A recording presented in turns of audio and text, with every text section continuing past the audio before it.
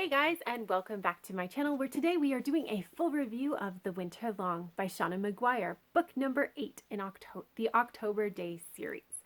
So, for those of you who have not seen my reviews before, I do break them up into 3 sections. The first is a non-spoilery part where I just talk in general about the book.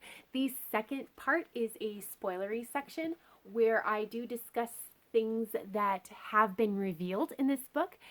And then the third section is a section where that will actually spoil things for the rest of the series because this is a reread for me. And so I am picking up far more clues about things that are revealed later in the series, and that is where we discuss them. And so I do this so that however much you have read, you can go ahead and click away to avoid spoilers. There you go. So let's just jump right in. So if you do not know, the October Daye series follows the main character of October Daye, who is half fae, half human, and she is a knight, and she is frequently asked to solve really weird problems because she is the one best suited to solve them. And this book in particular is very difficult to describe without spoiling things because we have reached the point in the series where we are starting to pull a lot of stuff together. What I can say is that somebody from Toby's past shows up and it's not good, and Toby has to fix things, and there are lots of revelations. There you go. That is as much as I can say. It took me a really long time to even come up with that because I do really want it to be very spoiler free because it is such a delight to read this book if you have been following along. So let's talk about the plot in general. I really liked it. I thought it was a very, very solid plot that lended itself to having these big revelations that are going to change the world around Toby. I really liked it. And it's a little bit twisty too. I am not all the books in this series are twisty, but this one is, and it was very nice to see that.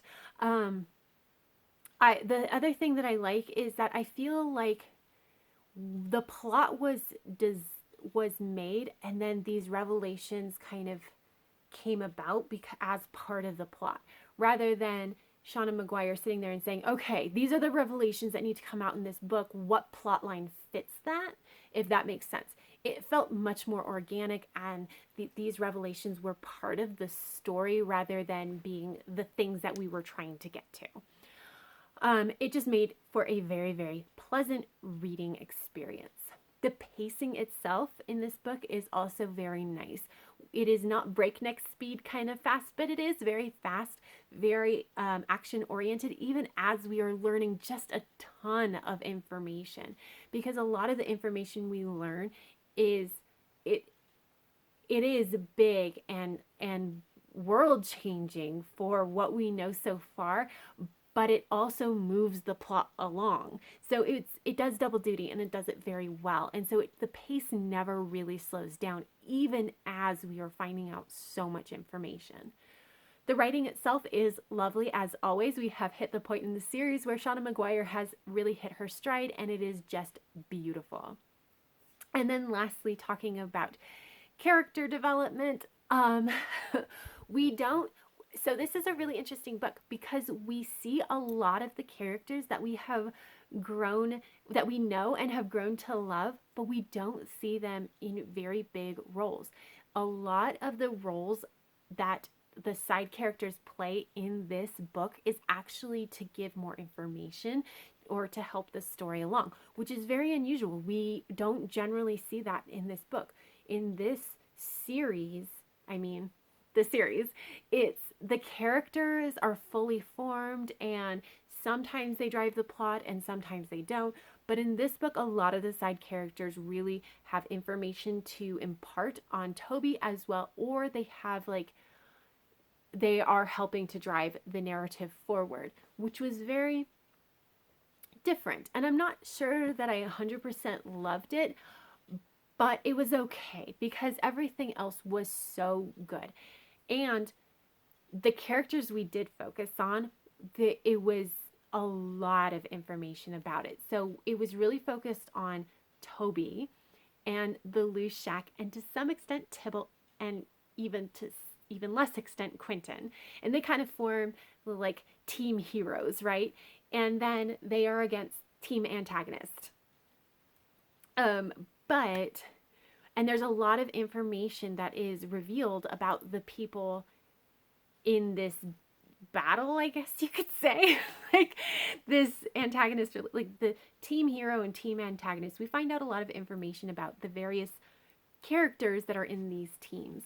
So I did think it was very interesting. So I wasn't as bothered by the fact that a lot of the secondary characters are just kind of, we're a little bit flat this book, because we were finding out so much information about the characters we were focused on.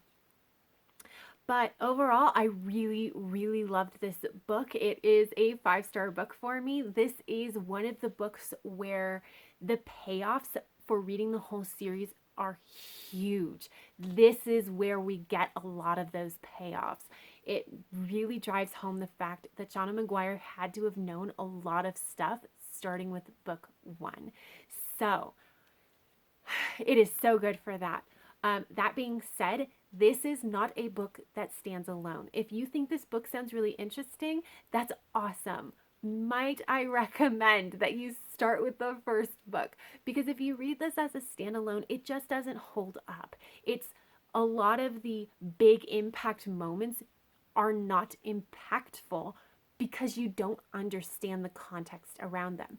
And Toby does explain some of the context, but it's much more for people who have read this series to kind of remind them of the context rather than anybody who is new. It's not a full explanation. So if you are interested, please read the whole series before you get to this book. The first couple of books are a little bit rough, but if you can make it through, this is one of the books that we have some of the big payoffs. So I highly recommend it. But that is it. That is my non-spoilery review. So we are going to jump into talking about my spoilery thoughts about this book. So if you have not read it, this is the time to go ahead and click away. Bye. Okay, let's talk about this. Oh my gosh, all the revelations. There is so much. So let's start with Simon coming back. That is so interesting. And then, of course, immediately upon Simon coming back, we find out, oh, by the way, Simon is married to Amandine. It is Toby's stepdad, as well as the fact that Toby has a sister, a half-sister, August, who is currently missing. That's why the marriage has not been dissolved between Amandine and Simon. And these are huge revelations. And of course, Toby's sitting there going, how could nobody have known this? And it turns out everybody knew it. They just didn't tell Toby. And so it was really interesting to see all the different reactions or all the different reasons why people didn't tell Toby about Simon and Amandine, right? So you get people like Etienne, who's just like, I thought it was a sore spot for you and you didn't want to talk about it. So I didn't talk about it with you. And of course, Toby's like, oh, okay, you are the most proper person I know, and it wouldn't be proper to talk about something I don't want to talk about. So of course you wouldn't tell me about this. And so she accepts his apology.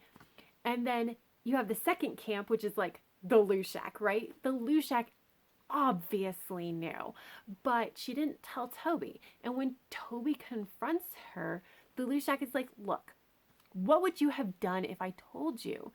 And Toby basically says, I would have gone on a vengeance quest.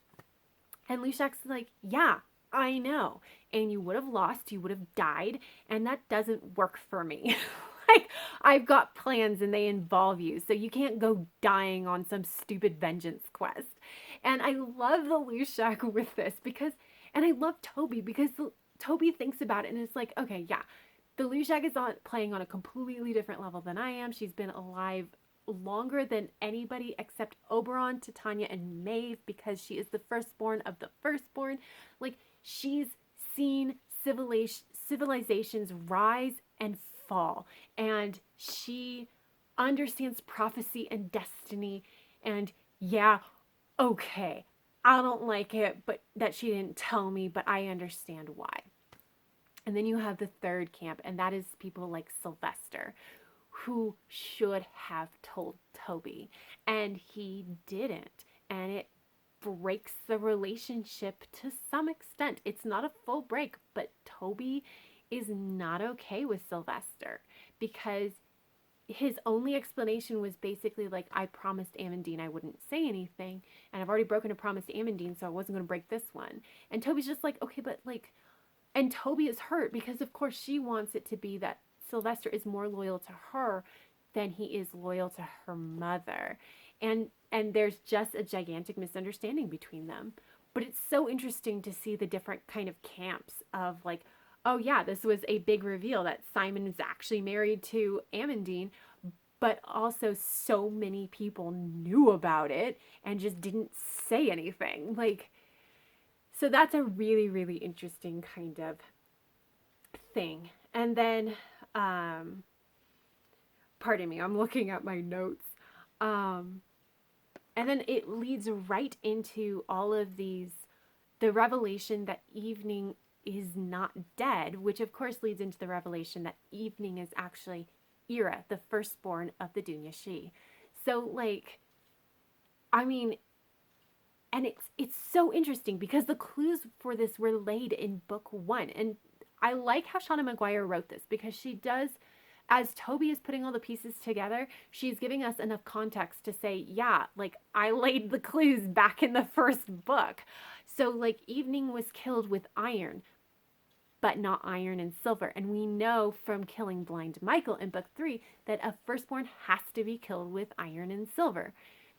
And then we have the fact, as Toby remembers, the fact that when Toby was talking to the Lushak about Evening, Toby used past tense.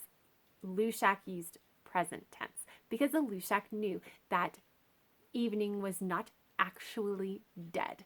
And so I really love those clues that were laid. I didn't even catch the past tense, present tense difference. And so it was really interesting to kind of see it. But then, of course, Ira being the firstborn means there's all kinds of stuff going on with that, like her bringing Quentin to Shadowed Hills, presumably so that she could eventually control him, and with that control North America, because, oh, by the way, she is able to control her descendants. And, like, she's also able to control anybody not a descendant through lines of loyalty, which is how she eventually does get Toby to some extent.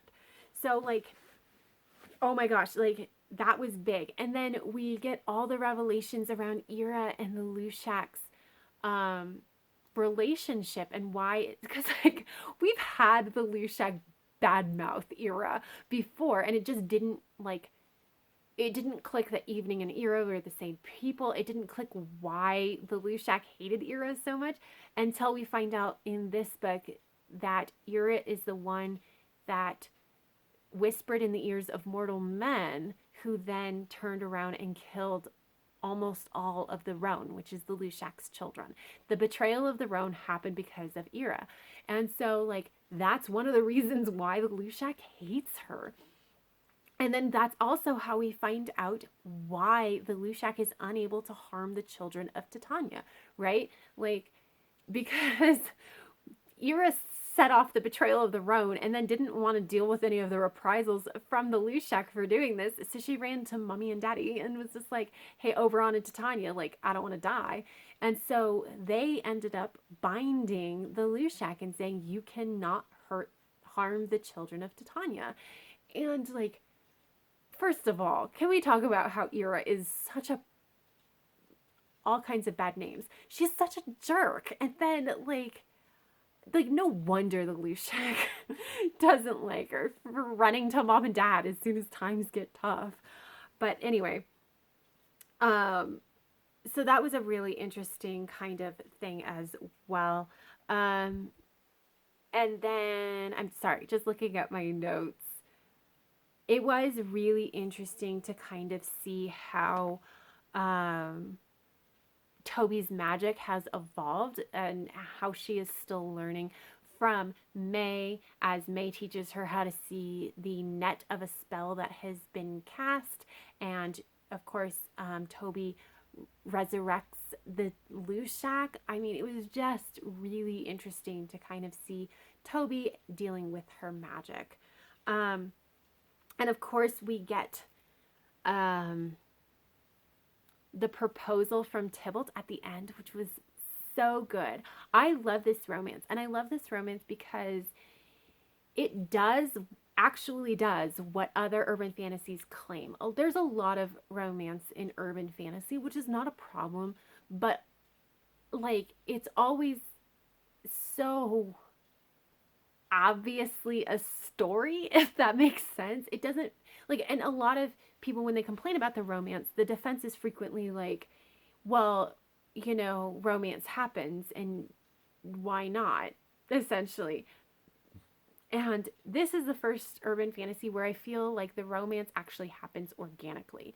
Like the proposal at the end didn't happen because it was the end and we wanted a happy ending. It was a legitimately an in-character reaction that Tybalt had.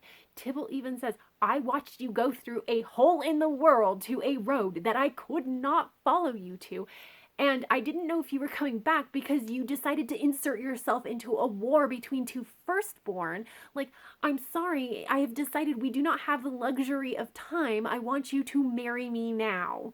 Like, that is such a Tybalt reaction that it feels so organic. It is a nice ending, but also like it doesn't feel like it was put there because it was the end of the book.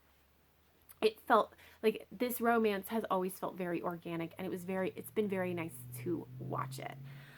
And then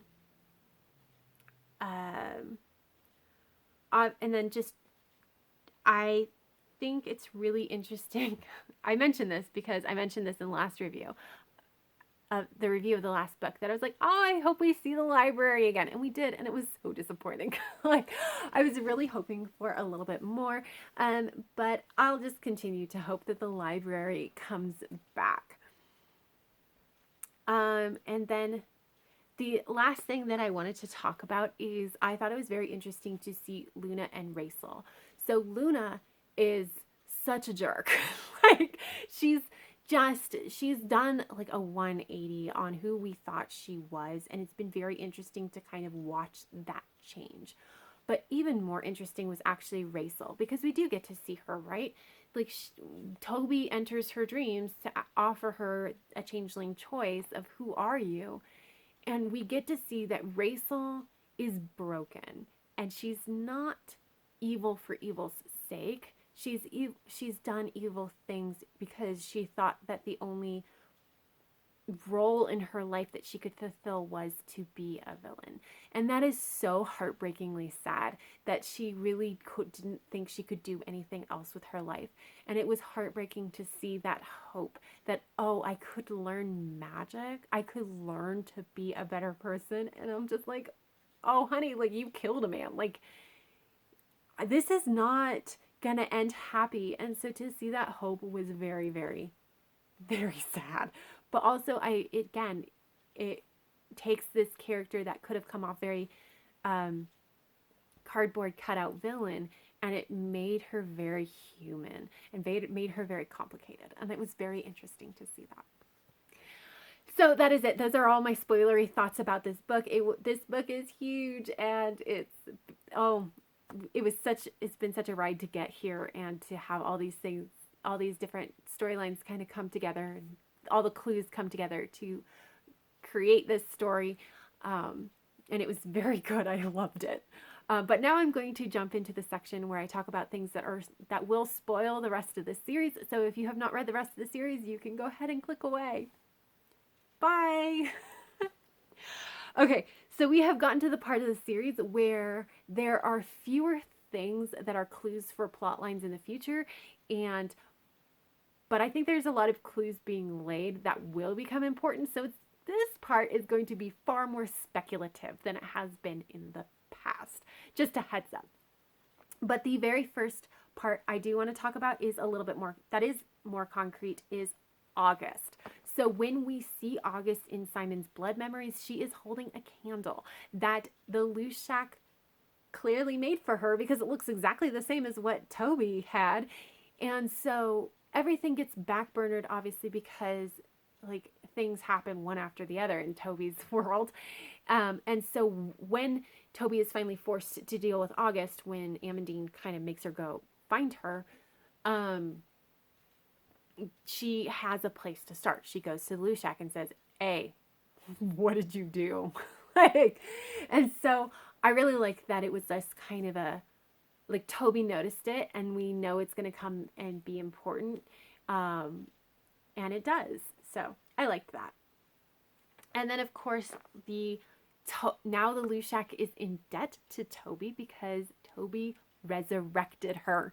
And so, and it's so interesting. I love the Lushak and Toby's interactions, especially with this one, because the Lushak's like, "Thank you." And Toby's like, "Whoa." Like she's so shell shocked by everything.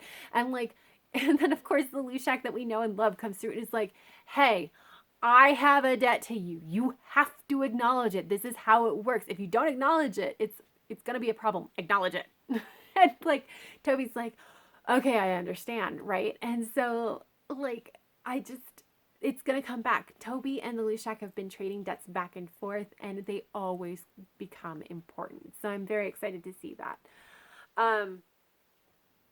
And then obviously just how Toby has been learning her magic and the revelations of what she can and can't do. The fact that she can raise the dead is a huge deal. She raised the Lushak of all people. So I would expect that other people would be easier, or maybe they would be way harder. But it's going to be on one side of the spectrum, right? But also the fact that she can see the spell net and break it. That's a huge thing. And of course, I'm sitting here going, okay, is that something that all purebloods can do? And it was just neglected from Toby's education because she's not a pureblood? Or is it something that only certain Fey races can do? Or is it something that just Toby can do? I don't know. But it's going to become important. I know it's going to become important as we get closer to the end game. And then, of course, Simon's cryptic little remark of, "I know more about your magic than you do." Like, so we know that there's going to be more learning.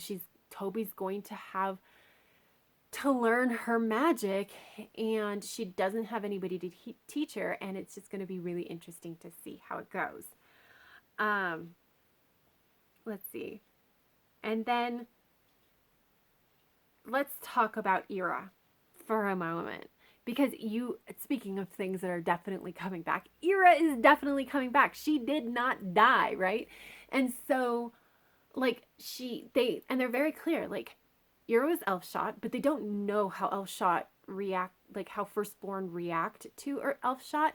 Furthermore, Ira is kind of weird even for a firstborn, so they don't know how she specifically is going to react to it. And yeah, she was left on the title roads, but she's going to figure out a way to come back. So it's a really nice way of basically being like, we don't know when Ira is going to come back. It's just going to happen at some point. And so she's going to be a big bad down the road. I know she is, and I can't wait for it. Especially with the knowledge that we have this really interesting dynamic where the Lushak can't hurt Ira, but Ira can't hurt Toby, and Toby and Lushak are allies. And so I have a feeling, again, that's going to come into play when we have to defeat Ira again. Because, of course, we're going to, right? Like, she's not dead. So, and then just real quick, two interesting little things. One is that Marcia continues to be mysterious. I haven't talked about Marcia nearly as much on these reviews, but Marcia is really interesting to me. She always seems to have knowledge about things or like what to do that you wouldn't expect her to. So she just is kind of this mysterious person, and I really want to know more about her, and I hope we find out more. And I just want to know. I just want to know her deal. Like, I find her to be a little bit mysterious. And then lastly, I do find it very interesting that Deanda stood down to Toby. So the whole thing is that, of course, that Deanda holds her throne through might. She can beat up anybody who would threaten her, and so she gets to hold the throne. And when Toby came along, completely distraught, Deanda stood down. She recognized the threat that Toby posed to her, and she stood down. Now I'm really intrigued. Is this just a one-off thing that in this particular instance Toby was more dangerous, or is it one of those things where when push comes to shove, Deanda will cede control over to Toby? I don't remember, and I really want to know. Like, I'm very intrigued. I think it will come back to play. I do. And so, yeah, there you go. That's all my speculations. I think that there's a lot that we are going to find out as we continue on with this series, so I am very excited to do so. But that is it, you guys. That is my very long review for this book. There was a lot to talk about, and it's so good. I'm so excited to jump into the next one. We are going to the Kingdom of Silences next, and I am so pumped to just dive right into that book. But that is it, you guys. So let me know down below if you've read this book, if you've enjoyed, I'm assuming so if you've made it this far, if you've enjoyed it, and what your general thoughts and feelings are. If you picked up clues that I didn't, let me know down below, although I do ask that you be not super spoilery, where other people, like, put it under the cut so that other people don't accidentally spoil themselves. But that's it, you guys. So until next time, have happy reading, and I will see you in the next video. Bye.